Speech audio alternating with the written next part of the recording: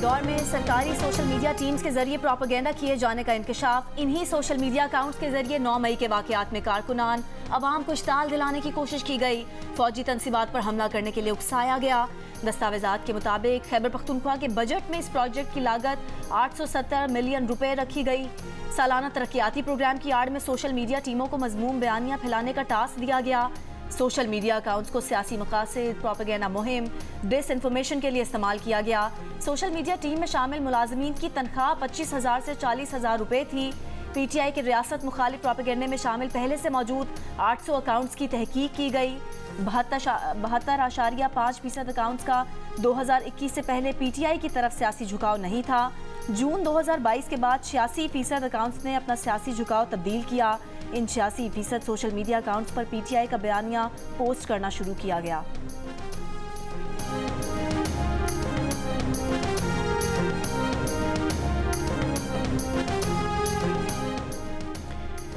Top trend पर रहना chairman PTI का पसंदीदा मशगला था। इस ख्वाहिश की तकमील में उन्होंने अपने दौरे इक़्तिदार में सोशल मीडिया सेल पर कौमी खजाने के अरबों रुपए लुटाए।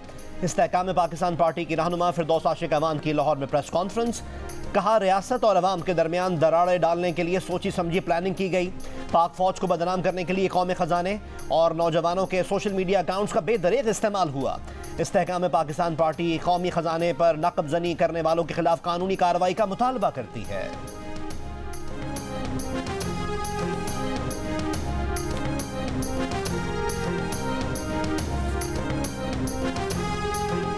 गजा पर इसराइली बमबारी में जाम बहक फ़लस्तीनियों की तादाद 6,055 तक पहुँच गई। 15,143 से ज़ायद जख्मी। गुज़िश्ता रोज़ बमबारी का बदतरीन दिन साबित हुआ। 24 घंटों में 704 फ़लस्तीनी शहीद किए गए। मगरबी किनारे में इसराइली ड्रोन हमले से 3 फ़लस्तीनी शहीद और मुतादिद जख्मी हुए। अक़वाम मुत्तहिदा ने खबरदार किया है कि अगर ईंधन न मिला तो आज गजा के अस्पताल बंद हो जाएंगे।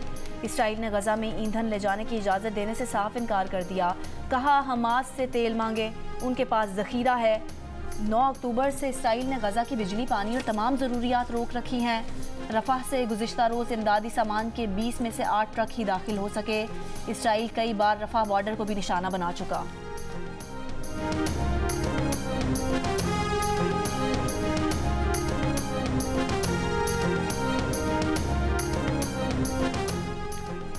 इसराइल हमास जंग इलाकाई मईशतों को भी मुतासर कर रही है।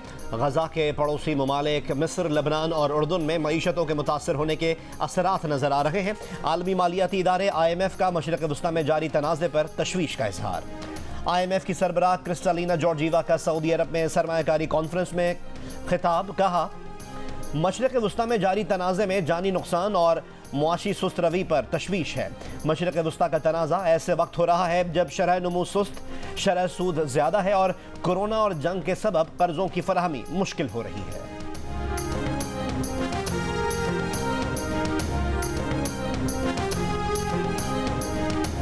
इसराइली फ़ौज का हमास के गजा के इलाके खान यूनुस के अस्करी कमांडर मुबशिर को शहीद करने का दावा। मुबशिर हमास की अस्करी विंग अल कसाम ब्रिगेड के अहम और तजुर्बाकार कमांडर थे और इसराइल पर कई तबाहकुन हमलों के लिए जिम्मेदार ठहराए गए।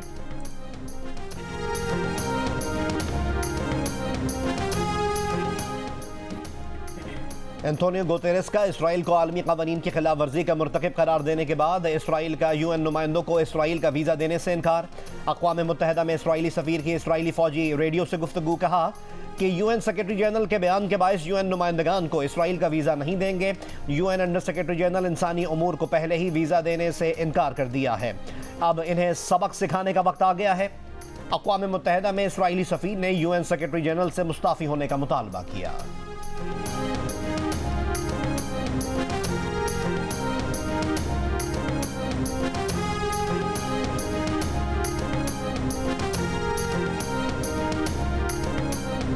IMF का जायज़ा मिशन 2 नवंबर से पाकिस्तान का दौरा करेगा। नुमाइंदा एस्टर पेरीस की तस्दीक।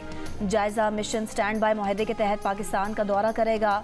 ज़राए के मुताबिक जायज़ा मिशन पाकिस्तान के इक़दामात से मुतमईन हुआ तो कर्जे की अगली किस्त जारी करने की सिफारिश करेगा। जायज़ा मिशन की सिफारिश की रोशनी में IMF एग्जीक्यूटिव बोर्ड दिसंबर में $71 करोड़ जारी करने की मंजूरी देगा।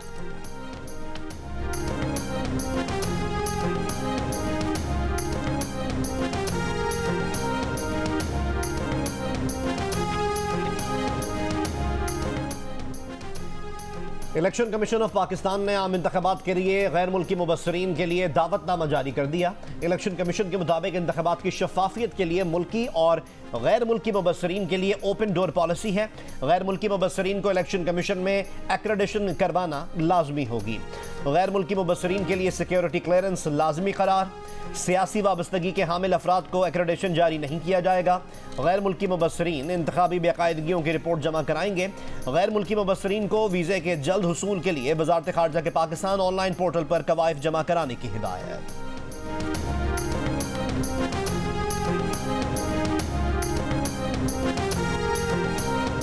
चेयरमैन पीटीआई के कानूनी उमूर पर तर्जुमान नईम पंचहोता ने ऑफिशियल सीक्रेट एक्ट खुसूसी अदालत के जज से शिकायत की है कि जेल में बुकला को चेयरमैन पीटीआई से नहीं मिलने दिया जाता। अडियाला जेल में कमरा अदालत बहुत छोटा है। जज अब्बुल हसनात ने कहा कि चेयरमैन पीटीआई के सेल की दीवार तोड़वा दी, कमरा भी तोड़वा दें क्या? एडमिनिस्ट्रेटिव मामलात जेल मैनुअल के मुताबिक जेल में मामलात चलते हैं। साइफर केस है ही सीक्रेट एक्ट के तहत, हमने तो नहीं बनाया। कानून 1923 का है।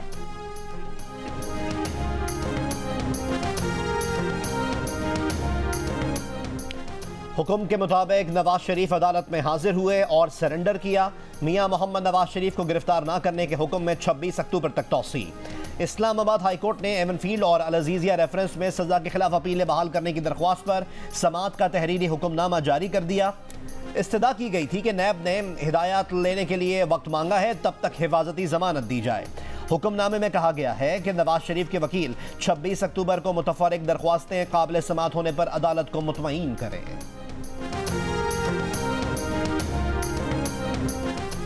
और क्रिकेट वर्ल्ड कप में ऑस्ट्रेलिया की नीदरलैंड्स के खिलाफ टॉस जीतकर बैटिंग जारी। 1 विकेट के नुकसान पर 52 रन बना लिए। पॉइंट्स टेबल पर भारत पहले, जनूबी अफ्रीका दूसरे नंबर पर है, न्यूजीलैंड तीसरे और ऑस्ट्रेलिया चौथे नंबर पर है। पाकिस्तान की 5वीं पोजीशन है।